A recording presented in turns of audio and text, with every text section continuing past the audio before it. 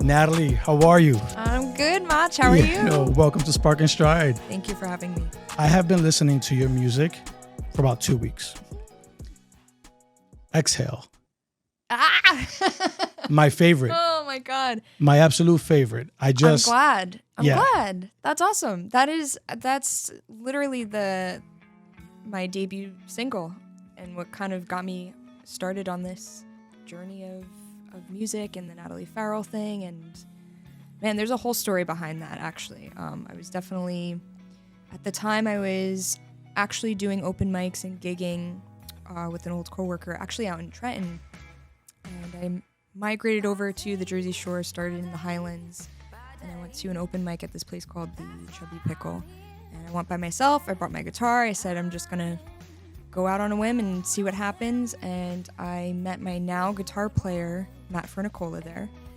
And he said, do you want to improv? Do you want to just jump up and start singing something? And I had never done that before. And part of me was like, absolutely not. Thank you, though.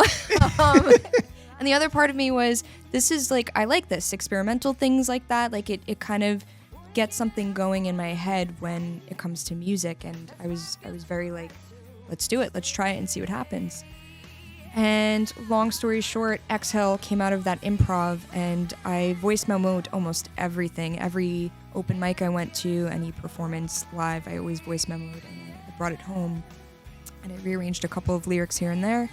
And before I knew it, it was pretty much the same exact song. The same night I met my guitar player, we just improv'd it and then went into the studio and recorded it. Wow. And that's it. This episode of Spark.N.Stride is proudly brought to you by Amped Fitness, the ultimate destination for community-driven fitness, inspiration, and a healthier lifestyle. At Amped, there are no contracts or sign-up fees, just a commitment to your well-being. Join Amped in Brielle and Belmar, New Jersey, and discover a supportive fitness community like no other. Use promo code SPARK50 and receive a jaw-dropping 50% off your first 6 months at Amped Fitness. Don't miss this chance to spark your fitness revolution. Tune in and power up Spark.N.Stride. Wow, that's beautiful. Yeah, thank you. So check this out. So I have this thing that I do, and when I'm like, thing with like rappers, singers, the whole thing. Yeah. I always wondered to myself, right? Like, number one, like how do they come up with the idea for whatever it is, the lyric, the song, the rap song, whatever it is. I gotcha. So I guess aside from that, I'm always interested in knowing, when did someone realize, or where did the spark, like the spark or the realization that, hey, I can do this? Oh my gosh. Since I was a kid. Since Really? I was like a baby. Tell me about that. Oh man. I don't know. Maybe I was about 3 years old. I have a sister who's, thank you. Mm-hmm. I have a sister, she's 4 years older than me. And my parents put her in like dance lessons and beauty pageants and stuff like that. And, I don't know. I was always admiring that and always thinking like I could do that. And for me, the dancing was really what kind of started it all out. I was just always in the back dancing, watching all the other students dance and do ballet and all this stuff. And I was like, I could do this. I really want to do this. And then before I knew it, I was watching the movie Selena, actually. I was maybe 4 or 5. And I remember J-Lo obviously playing Selena's role, and I loved everything about J-Lo at that time already. And just the feeling of her getting on stage in the beginning when she's going on like the chariot with the horse and everything, right. And just feeling the rumble of the audience, and just that feeling alone kind of like really resonated with me at such a young age. And I said, this is something I really want to do. Like, this is like, I want to be on the big stage. I want to hear my voice. I want to hear people react to like what I have to say. I want them to be influenced by what I'm singing and saying. And I don't know, it was something in me since day one that said like, I can do this. I'm capable of doing this. I know I could do this. And pretty much from when I was really young until I was about 7 years old, then moved to New Jersey, originally from Brooklyn. But before that, every summer we'd be at like the community pool, and I always try to put on a show for people and try to like say I could sing, I could do this. But when you're that small of a child, it doesn't really come off the same way. Yeah. And then, by the time I was 7 years old and I moved to New Jersey, I think I was feeling a little uneasy from moving away from my family, because we all grew up like in the same apartment complex and everything, and starting this suburban life. And I turned to singing more and dancing more. So much so that I made my mom get me like mirrored closet doors so I could practice dancing and singing and stuff. And I think they started to notice how serious I was taking it. And then we started doing church talent shows.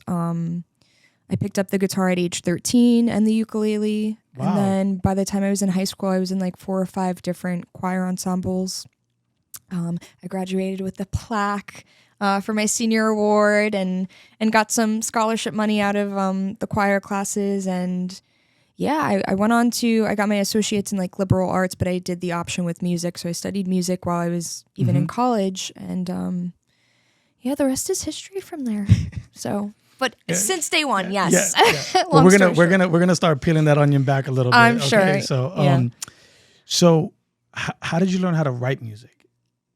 Because that's different, right? Yeah. Like one thing is being inspired. Hey, I can do this. Of course. Dancing in front of the mirrored closet doors. Yeah. It's another thing, like putting pen to paper. Yeah, definitely. Expressing yourself that way. I'm not very familiar with how to write music. Yeah, I mean, honestly, I've taken all these classes and I feel guilty saying it, but I'm still trying to figure it out. Because I'm very self-taught at the end of the day. I think it started really with like poetry writing when I was younger. And then it just turned into wanting to make it lyrics and kind of put an idea of the sound behind it, but I couldn't figure it out, which is why I picked up the guitar.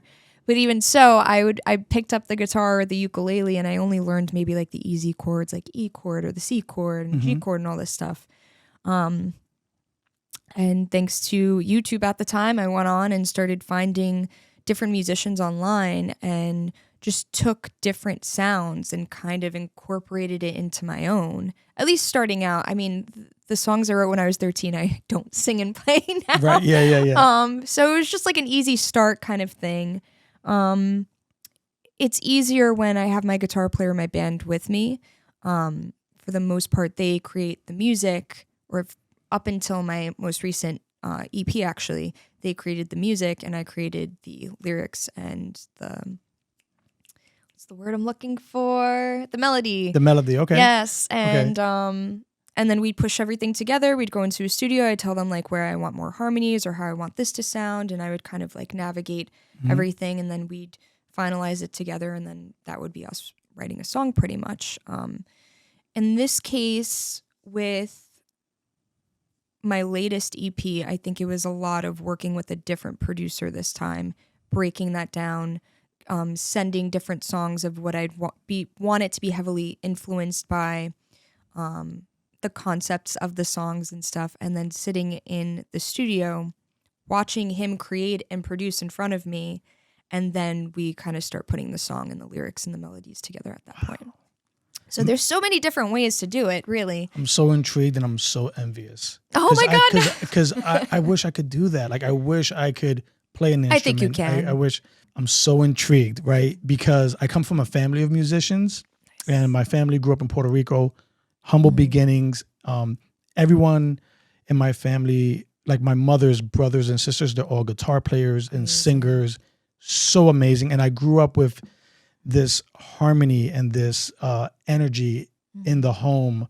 The holidays were the most beautiful times that I remember, no matter how poor we were, because we were poor. Yeah.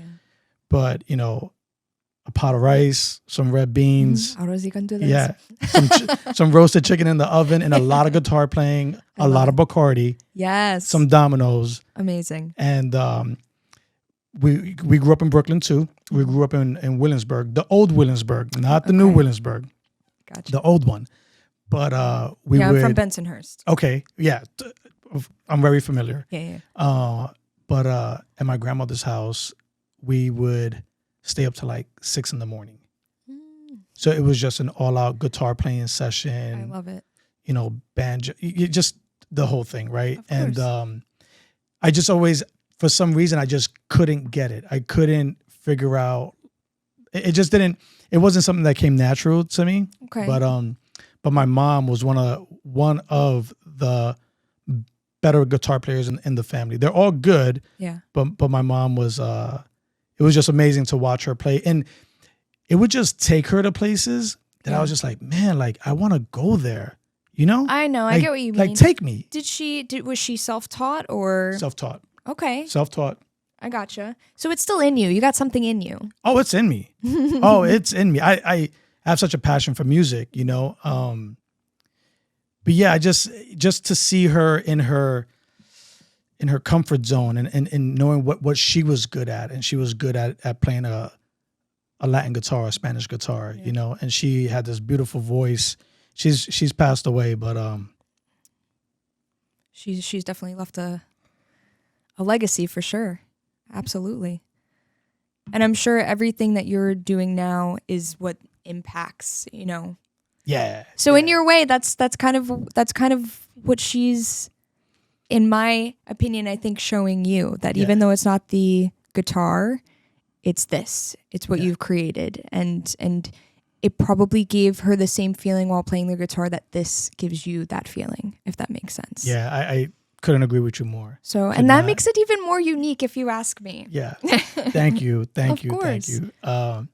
But yeah, I just, you know, I always think about like all these artists and these classic songs that we all know. And I'm sure we could kind of get into it a little bit, but just how did that magic happen in the studio with the producer, right? Like I've always thought to myself, like, think of any classic song that comes to your mind. Yeah. I always think to myself, like, who was in the room when that happened? Of course. Yeah. You always wonder, like, what created that sound at that moment, and what made it what it is today. It had to be something going on in that studio for sure. I mean, there's some songs that I've written in the past.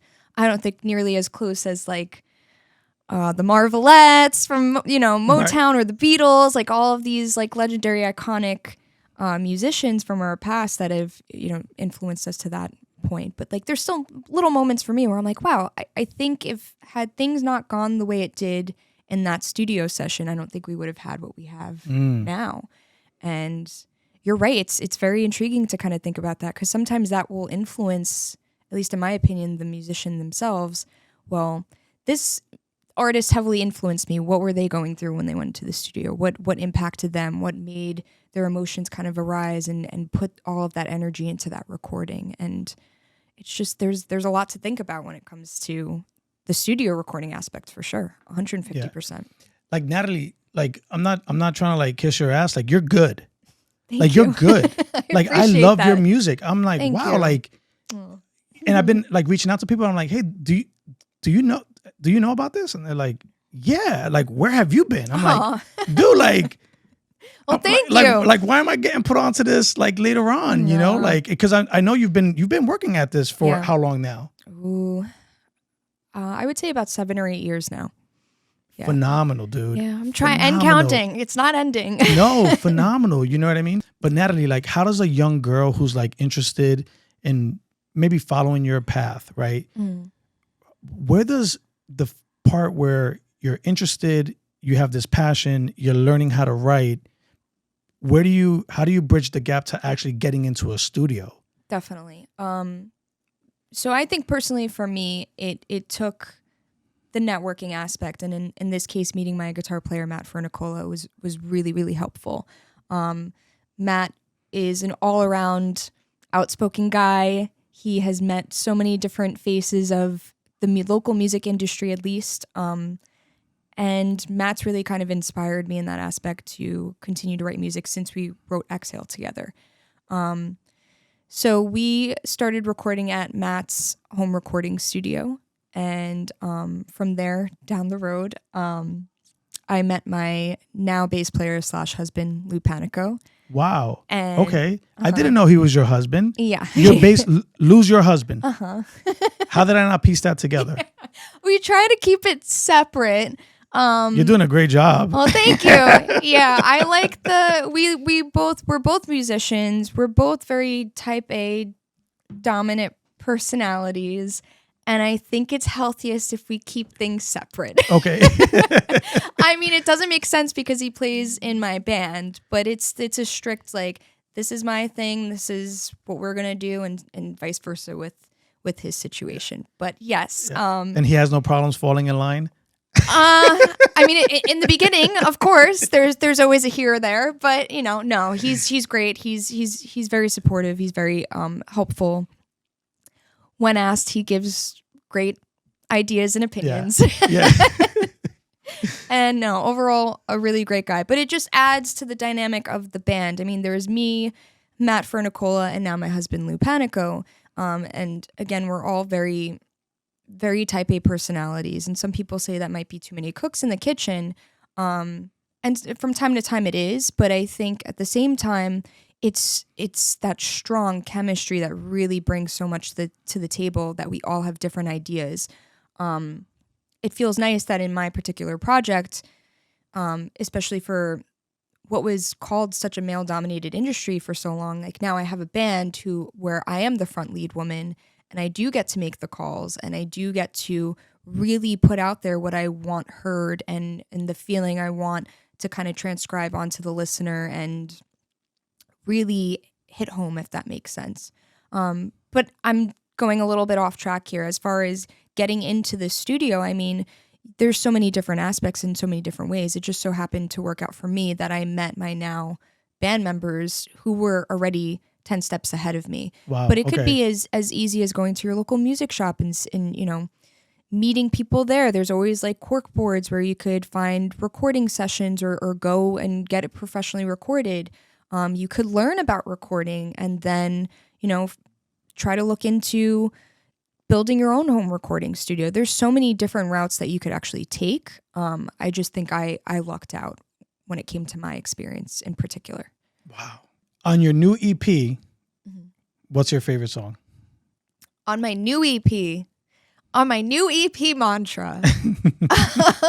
How'd you come up with that name, by the way? Oh man, I've been literally like, I don't know what happened over the last few years, pandemic or not. I've just really gone into this like spiritual awakening, I guess you could say.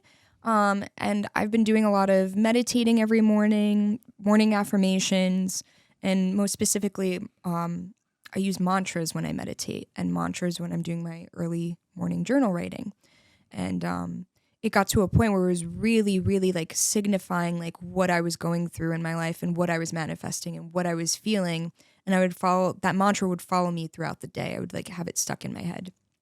And at that point, the single off of the EP also called Mantra was the first song I started recording. And me and my producer, Russell Hayden, decided that we wanted this concept to be all about like, this is my mantra. I could do what I can. I could do whatever I want. I could do it how I do it. I'm that boss babe. I'm that boss bitch. I could create the life that I'm creating now, and it's only going to get better from here. And like, nobody's going to put me down on that. And yeah, Mantra just kind of, I guess, became the EP name after that. It started with that concept. Thank you so much. And we're just getting started now, and by the way. Well, that's great. But yeah, it just kind of, it worked its way from there. And I'm a I'm a person with anxiety. So I think going into meditating and doing the mantras and doing yoga and going for walks and stuff really helped that anxiety. And I wanted that to kind of be like on the back end, a significance for me to kind of remember. And seeing the word mantra just kind of symbolizes the strength that I have grown and continue to grow during this time period for myself. When did you realize that you had anxiety? So I was actually diagnosed with moderate depression, severe anxiety when I was 19, 20 years old. And then I didn't take it as seriously back then as I do now. Although ironically, I think I had more therapy back then and all that stuff. Whereas now the meditating and everything that I'm doing now is kind of my form of therapy. I think it felt real again. I want to say coming out of the pandemic and learning to socialize with others again and be on stage again. And actually during the pandemic in 2020, I actually also lost my voice. Like physically, I couldn't speak or sing. And I think that started to build on my anxiety again, aside from not really talking to people the way we normally do. Mm-hmm. And it got to a point where I went to an ears, nose, throat doctor. They said, you have muscle tension dysphonia, which is pretty much the vocal cords and the muscles around your vocal box get very, very tight. Mm-hmm. And it gets to a point where it's very difficult to speak or sing without feeling like you're trying to push as hard as you can. And I think in the back of my head, the anxiety started to grow bigger and bigger of, is this a permanent thing? Is this a moment of, am I going to have to give up music? Am I going to have to give up singing? Am I going to be able to speak the same? There were moments where the only way I could actually talk to you was if I was talking like this, because it would help the vocal box in some sort of weird way, but it was actually harming me more, according to my speech pathologist. I ended up doing speech therapy for what was supposed to be 6 months for only 4 months. I was discharged after 4 months. I released a single called Keep Me Close at the end of that year, which strongly signified everything that I had gone through, and how I'm still keeping myself close and I'm never going to give up on myself. And I think that helped me power through my anxiety, but still sticks with me because it's not fully gone away for the rest of it. I have to deal with it for the rest of my life. There's still vocal exercises I have to do from time to time. Sometimes I'll drink too much alcohol and it'll dry out, or it'll kind of enhance it. I mean, wine or whatever, or, you know. I never thought of that. Yeah, anything acidic, or it could really trigger it sometimes. Wow. Yes. So I think that's why I like yoga and stretching and working like the muscles and stuff that I do every day. Even during meditation, I'll like move my head around and stretch a certain way. The stretching helps. But getting back to what you said, I think that started the anxiety and kind of spiraled its way into, what are people going to think of me and all this other stuff, which I'm still working on at this point. I'm still human. I mean, I'm still going to feel like there's eyes on me sometimes, especially as a performer and a singer.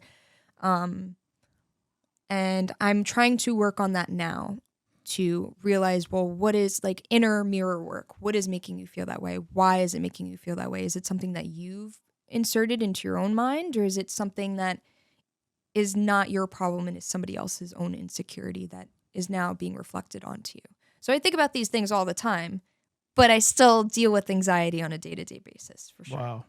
But I'm okay with it. I think that makes me who I am, and I think that helps me continue to grow, not only as an artist or a musician, but as a person too. To pretty much answer your question, Mach, Rely on Me is my favorite song off of the EP Mantra.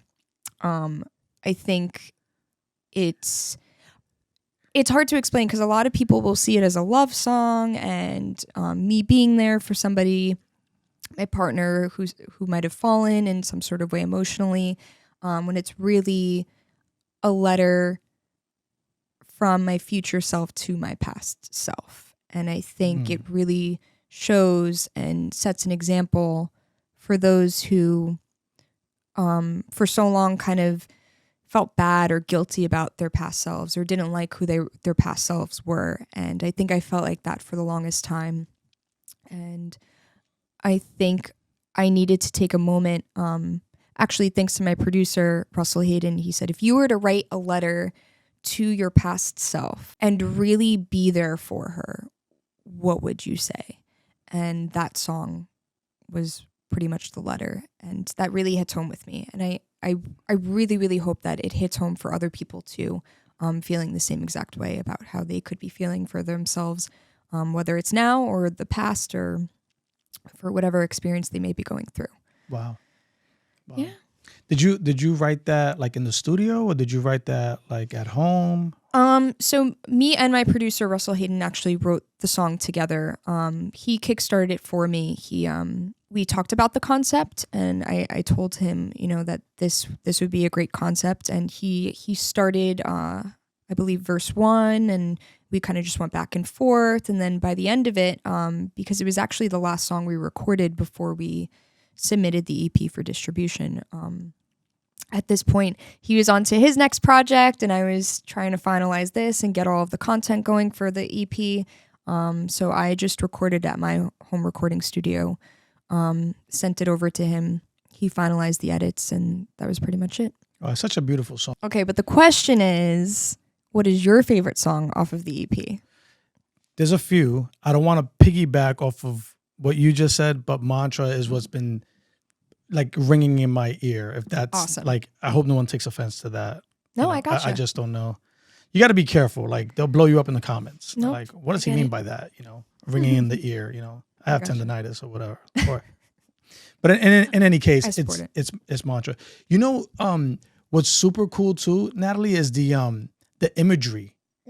The imagery of like your videos. I'm like, dude, like that's all. Like who like is how involved are you in the imagery of your music?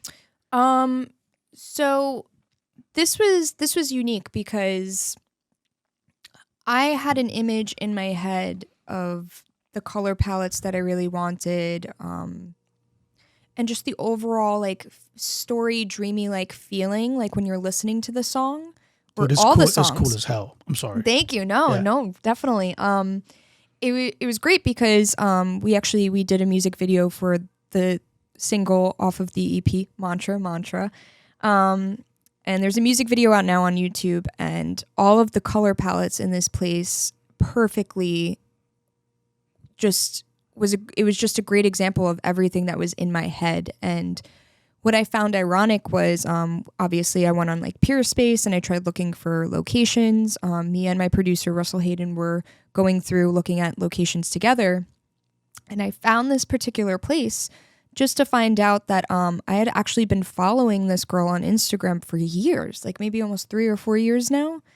And I saw her create this space. Like she built this space from the ground up.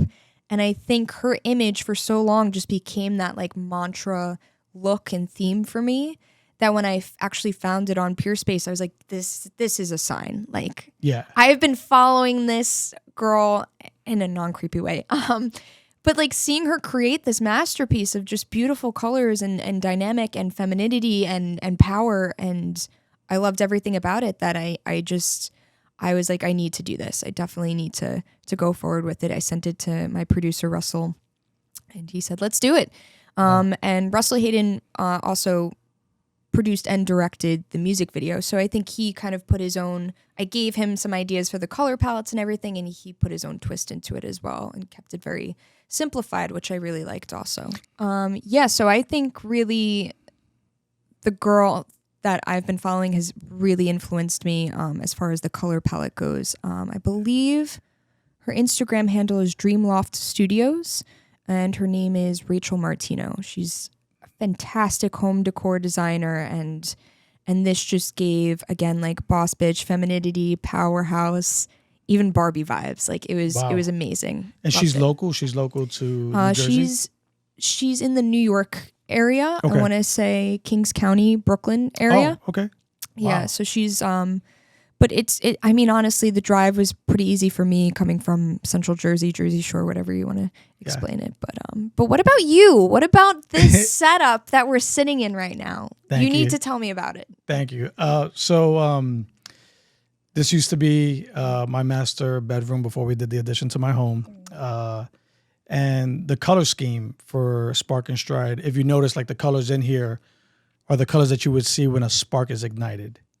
I like that. Right. So it's like the off gray tone, the orangey kind of color, whatever, right? I love it. Thank you. Yeah. So and again, it comes from the idea of being sparked or staying sparked, right? Mm-hmm. So it's funny, right? Because like how do you stay sparked?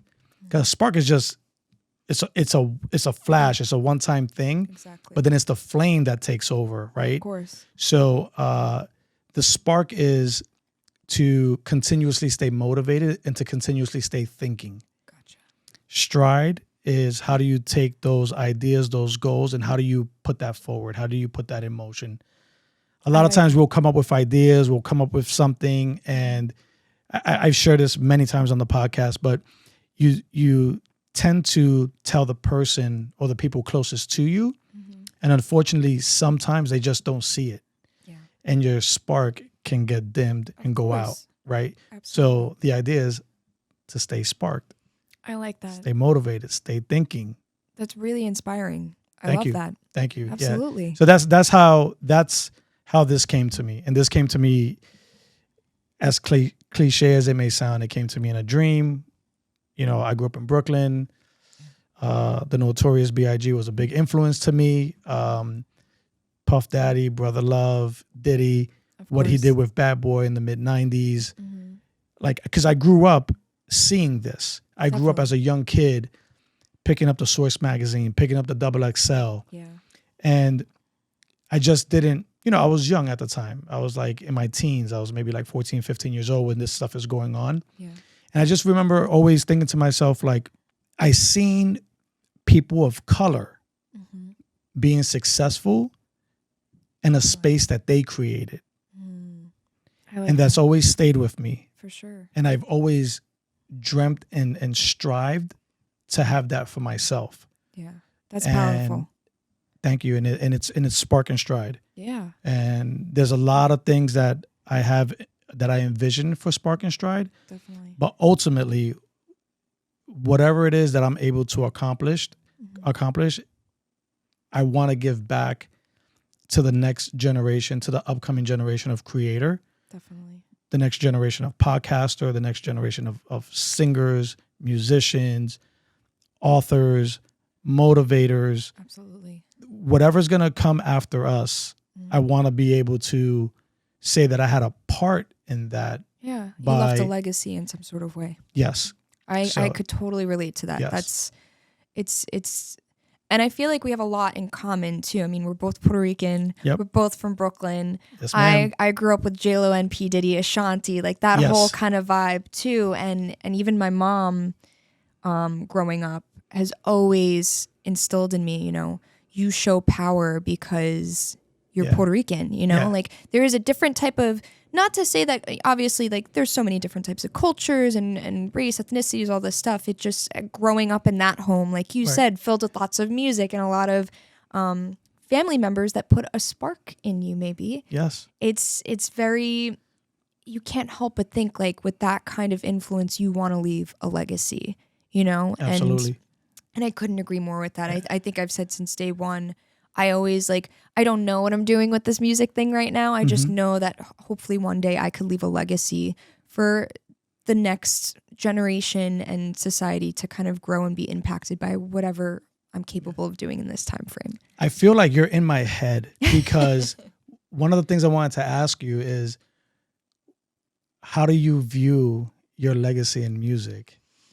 And right, like, and you're kind of like you're pretty much answering it, like right there, right? Definitely. So. I mean, I feel like I'm still trying to figure it out, but the more I grow, the more I start to understand it. I mean, I think it's a huge thing now, especially these days. It's healthier now that we're all talking about mental health and stuff. And I think 100%. You could relate with me on the factor of that, like, we should be talking about this more, and that this is a wellness thing that rather than something to look down upon. And if I could put the two together, music and wellness, or some sort of way to have the next generation feel like, wow, my mental health feels so much stronger and healthier from listening to this music.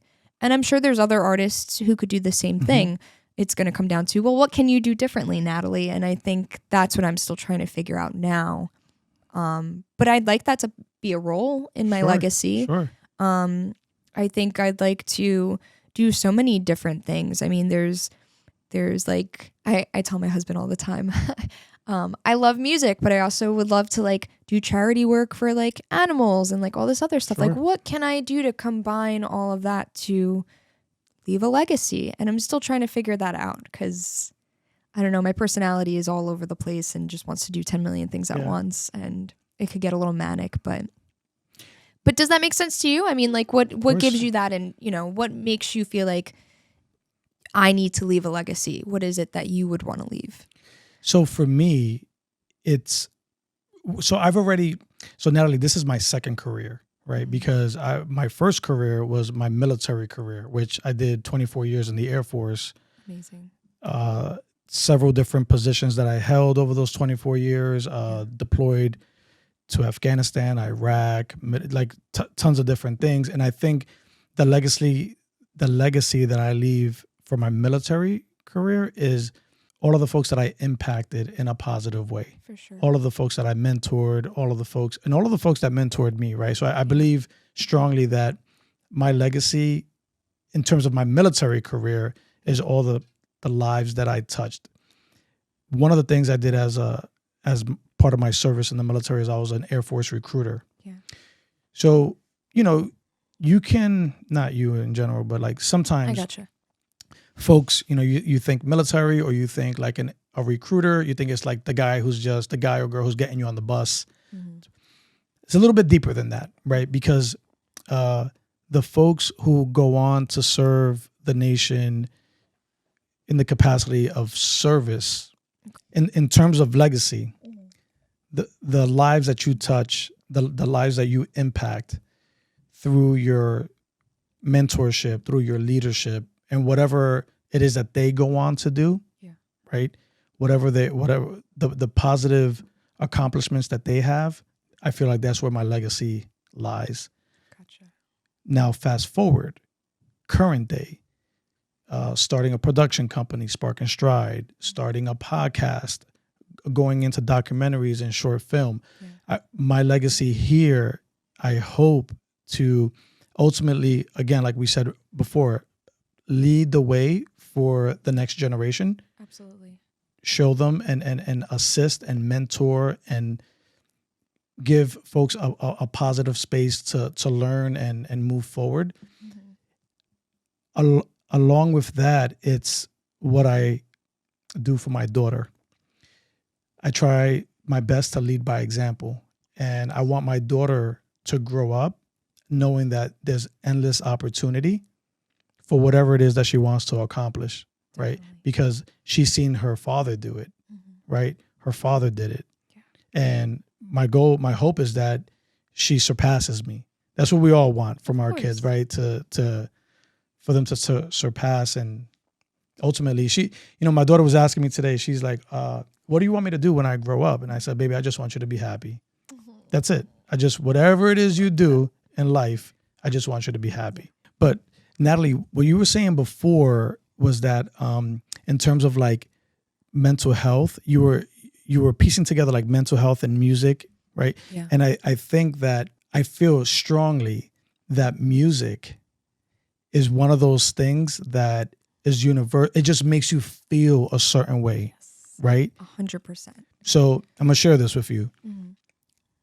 There's very little that I'll cry about. And it could be from my childhood trauma, past trauma, military deployments. It could be from a bunch of different things, right? But it's very hard for me, call it like emotionally disconnected, but there's three things that get me sentimental. Mm-hmm. And it's family, innocent women and children, and elderly men crying. For some reason, if I see an elderly man like telling a story or something, or like a military documentary, and someone's like reliving like a battle or something like that, and they get emotionally teared up, like for some reason, that just breaks me. Like I just lose it, right? Yeah. I do want to tell you something. Yeah. So I went to a convention. I went to a podcast convention last week, and one of the things through networking that I heard was to transition yourself into this new space that you want to be in by getting rid of the things that are taking up space that are not in this season. Stop. I was listening to a podcast this morning on something similar to that, like how to declutter your space, to literally declutter your mind and make room for new. I don't even know how to explain it, but what you just said, it kind of just hit home with me from what I was listening to today. Oh my God, please keep going. I have to know where we're going. So I'm cleaning out my closet. I'm actually preparing for us to have this conversation. So I'm decluttering. Mm-hmm. I'm decluttering, moving things around and so forth, right? So I want to share something with you. Yeah. That was so cute. It's amazing how like it's life right before your eyes. Yeah. With your loved one, your partner, and creating this family too now, and like you're just expanding and it continues and life continues and you have that time to be with your partner again, and it's like it's just a full circle moment in a way, but it's so heartfelt and it's so like, oh my God, I don't even know what to say right now. It's like, I mean, I could only imagine like how you're feeling and how this is inspiring for you, but also just so like deeply heartfelt, because it's like it's family empowered and just like love empowered and all that stuff. I'm still in the beginning stages. I mean, but it's not a day goes by where me and my husband talk about having kids and stuff soon, and it's that same thought process. Like, okay, so this is gonna happen. And then before I know it, they're going to be going to college. And then before I know it, they're going to be having their own kids. And then before I know it, I'm getting to know my husband again. And it's just this whole thing. It's crazy. It's wild. And that's music. Mind-blowing. That's the beauty of music. Yes. It's such a healing thing. It's a feeling. It's much like the process of life. Music is not, it's not tangible in the aspect of how it makes you feel. Like, I don't know how to explain it. Like, sure, it could be tangible with the vinyl record or a CD or X, Y, and Z, but it's that feeling, that experience it gives you. Whereas I think a lot of like, where does music, what category can music fall into outside of experience?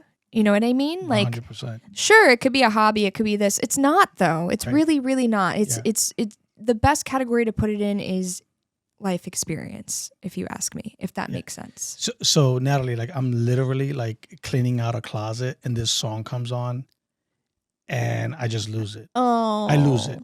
And I go upstairs and, you know, my wife she's not, you know, she's a tough cookie. And she's kind of like, what's wrong with you? Like, what happened? Who died? Did you walk up to her and you're like, can you just hug me? Yeah, exactly. Because they know me to not, like, that doesn't, you know what I mean? Yeah. So I'm really glad we were able to share that. Like, I love that thank you for sharing that with me. Are you kidding me? It's these experiences and these moments that like I really, really value. And it's these kind of people that cross our paths that you really connect with and really have that chemistry and experience with, that really makes it takes life on a different path, and sometimes for the better. I like to think for the most part for the better.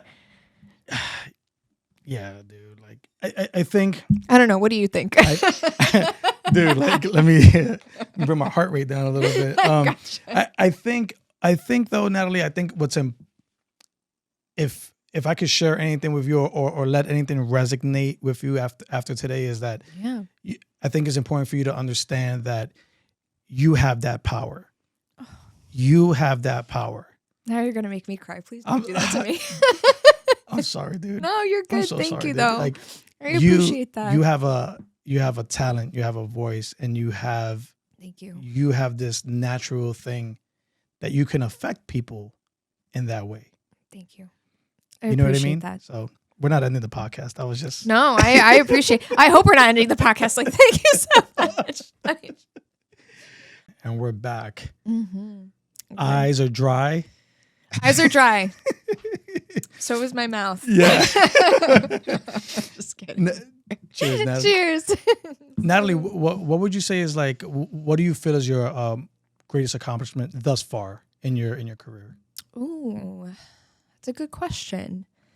I think my biggest accomplishment so far was this last year?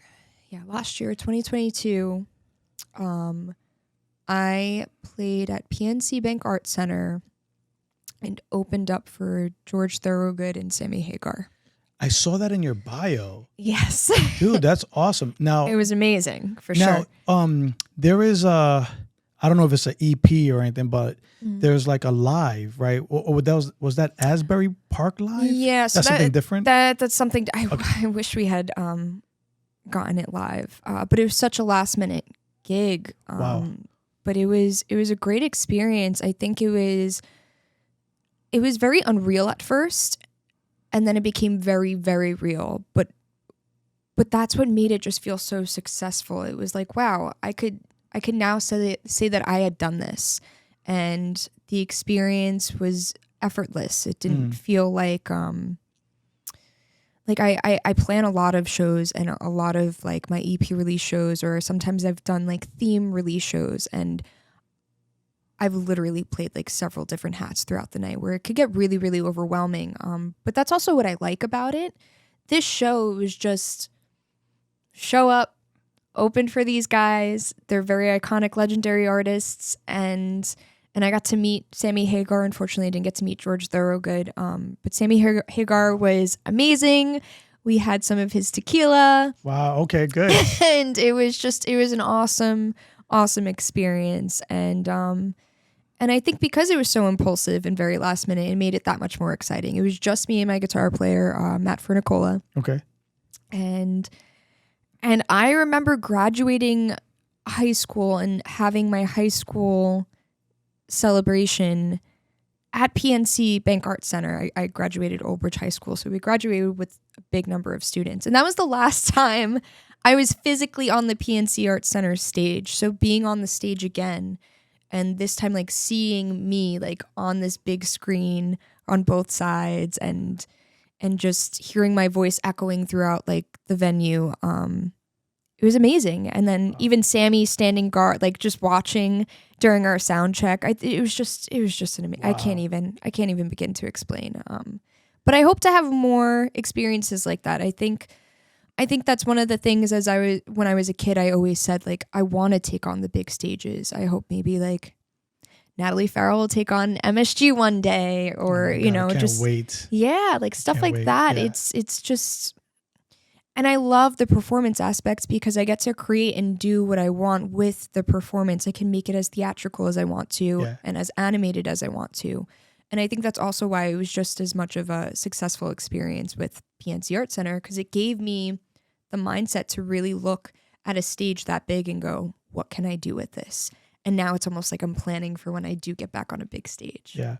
So that's the empowering, accomplished moment I think I've had. But what about you? Wow. Before I answer your question, just real quick before I lose my train of thought, because I am going to answer your question. I gotcha. How many times do you think you passed the PNC prior to that? How many times you think, because we pass it all the time. Like drove by? Yes. Oh my God. Way too many. Way too many, Way too many times, to the point that where it's like well over 60, 70, maybe even 100. Let's just say 100. Yeah. Let's go with 100. Yeah. I could confidently say that for sure. You've been up and down on that parkway, the Garden State Parkway. Yep. Passing that PNC.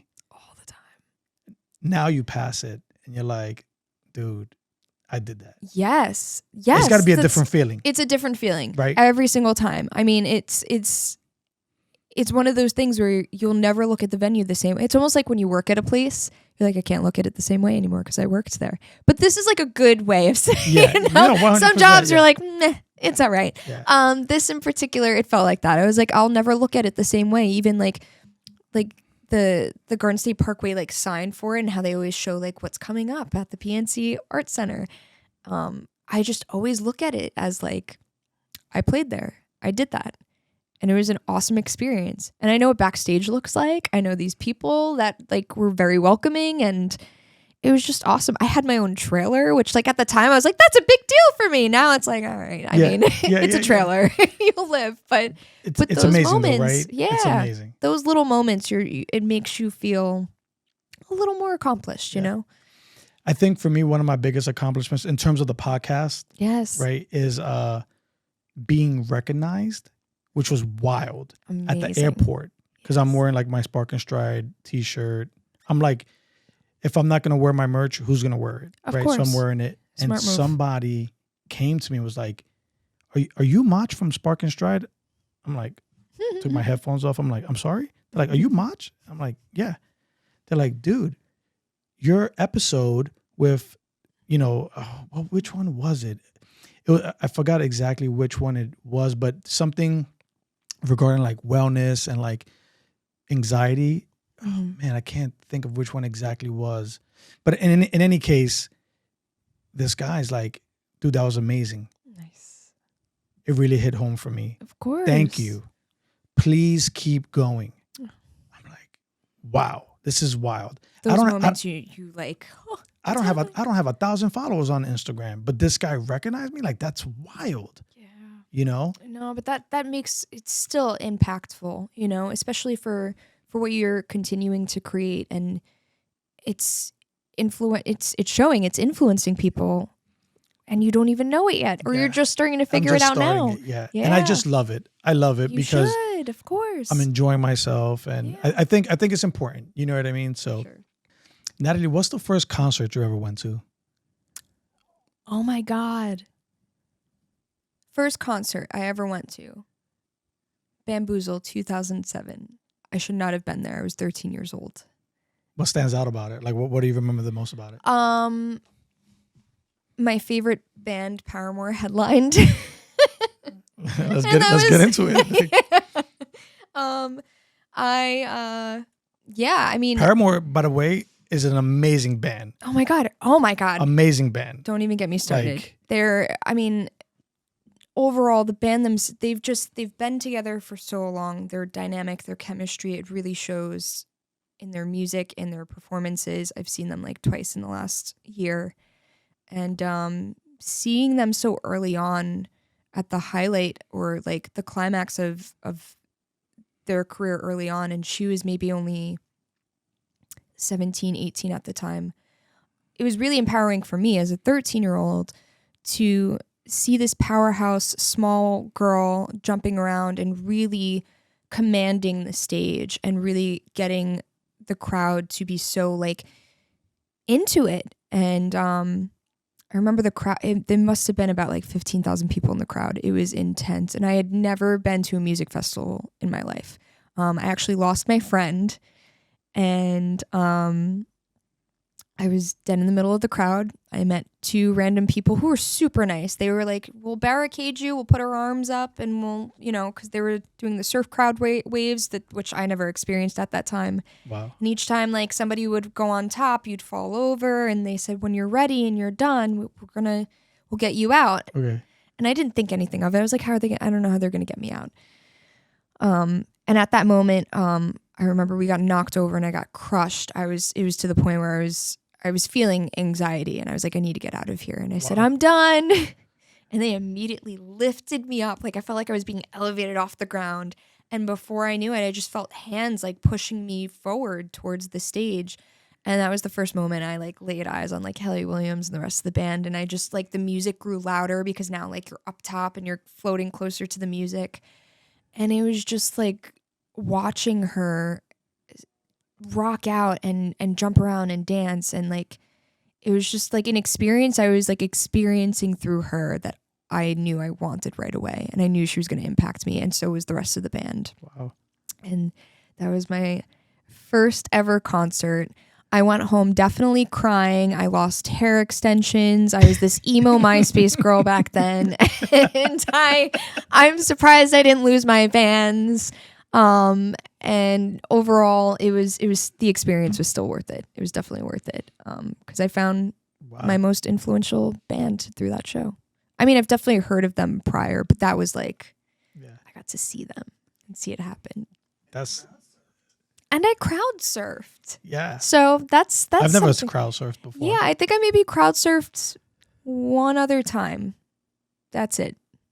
So, but this one particularly, first one, memorable. Yes, clearly. very memorable, and it was just amazing. I even remember when the security guard put me down, and they normally like rush you away from like the stage and stuff like that. I just stood there and I just like looked, and I was like, "This is wow." And I think they didn't say anything to me because like I was like 85 pounds soaking wet, 13-year-old girl. Like Exactly. I was just like, oh, "This is so amazing." And I think after like a minute or so, I was like, "You got to get out of here." I was like, "Okay," and then I was done. I was like, I don't need to go back and see the rest of the show. I had like my fix. I got my experience, and I went looking for my friend after that.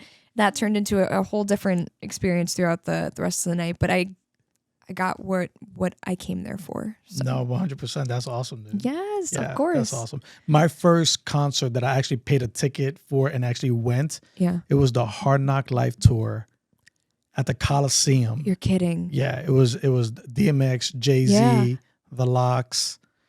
I want to say Busta Rhymes. I mean, I was in my element. Yeah. I was like, oh my God, like this is amazing. Oh my God. Yeah. What did that feel like for you?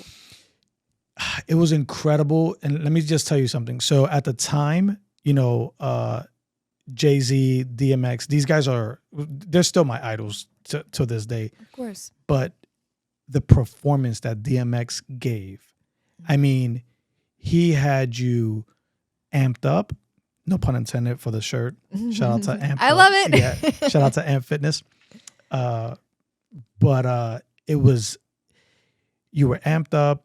You were, then he had you crying because he was like reading passages out of the Bible. Wow. It was just, you went through like an emotional roller coaster. It was incredible. It was definitely an era. Like that era of hip hop for me was just absolutely amazing. And for me to be able to, like, I bought my ticket. Like I went, amazing. It was my, first concert. Do you still have the ticket? I wish I did. Same. I do have all of the magazines, all of the XXLs and Source magazines that I purchased in that era. I still have those. Awesome. And I still have all of the cassette tapes from the music that I purchased back in that era. But something just came to my mind. Mm-hmm.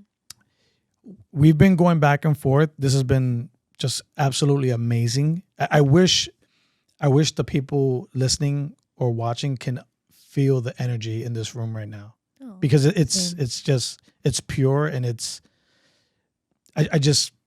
ours. Yes, right? It's our energy, right? Absolutely. And we're going to share it with the folks that are watching and listening, right? That's the best way to do it. But Natalie, throughout your journey, throughout your musical journey, from staring in the mirror, the closet, mirrored, doors, mm-hmm. dancing, watching Selena, to where you are now, where do you think your resiliency was challenged the most? Ooh. Wow. I feel like I have an idea, but I'm like taking it in right now. The reason why I'm asking is because resiliency means so much. It's absorbed differently for different people. It means different things, right? So definitely. I'm just curious. No, I get it, definitely. I think it's, and I don't mean to cut you off. I just think that in this conversation that we're having, mm-hmm. it's very easy.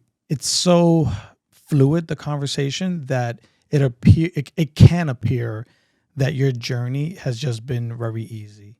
Yeah. And that your resiliency has not been tested. I gotcha. And I just cannot believe that to be so. Yeah, I gotcha. Right? Definitely. I think it's been tested a number of times for sure. I think starting with from the age of 13 to 14, I was definitely heavily bullied growing up.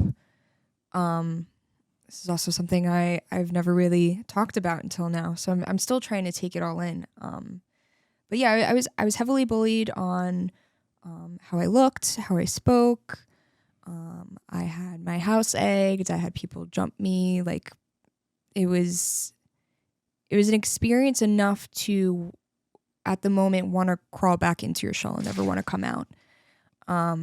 But I think something inside of me said, I need to prove all these people wrong. I need to prove that I am better than what they're putting me out to be, and I am stronger, and I can dominate in my own powerful way, and I'm more than capable, I'm more than deserving, and I'm more than worthy in comparison to them. And I think that's what kick-started everything for me to push with music. I think I pushed even academically. I like, it was just all around, like, I need to prove something to somebody. And once I did, it was very euphoric feeling at the moment, but then it turned into, I don't want to prove something to somebody else. I need to prove something to me. And I think I carried that with me until I was about 16, because growing up in Brooklyn, the first 6 or 7 years of my life, my dad worked in the evenings, and my mom worked like weird shifts. And my grandmother pretty much took care of me and my sister and 6 or 7 other neighborhood kids. And she was a big influence of mine, and she was very influencing in the aspect of, she was the first one to manifest my music career and like who I would be when I grow up and how big of a star I would be and all this other stuff. And I spoke to her even when I moved to Jersey up until I was about 16, where unfortunately she passed away. And that was a moment for me. That was I'm no longer doing this for her. I need to start doing this for myself. And a piece of me kind of, I've always said, went with her.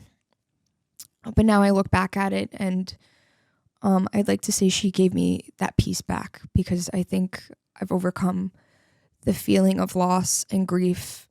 And to be able to now say I'm doing it for myself is probably the biggest and most rewarding thing I could say, which I wouldn't have said maybe even 2 years ago.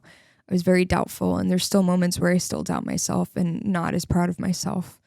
But I think that was the biggest moment of resilience and saying that I'm more than capable of doing anything. And then again, when I lost my voice in 2020, I think that was just the cherry on top. I think it was a brief moment of, is this over?